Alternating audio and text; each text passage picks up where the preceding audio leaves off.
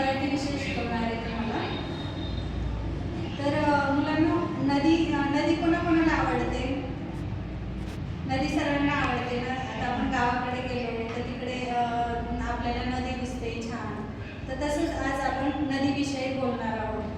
तर गावाकडचं दृश्य कसं असतं की लोक नदीचा उपयोग कशासाठी करतात, कोणी सांगू शकतं का? सांगा बरं. नदीमध्ये लोक कपडे वगैरे धुतात, त्याच्यानंतर जनावरे वगैरे पाणी पिण्यासाठी जातात.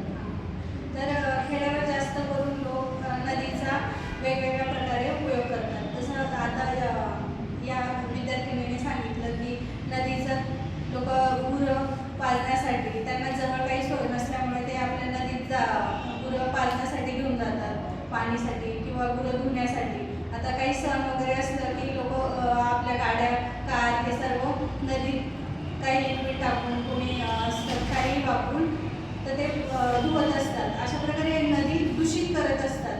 काही कपडे धुण्यासाठी रोज नदीत जात असतात. असं खूप प्रकारे नदीचा दुष्परिणाम आपल्याला नदीवर हे जे कपडे धुतात, गुरं धुवून जातात, त्याच्यामुळे हे पाणी दूषित होत असतं.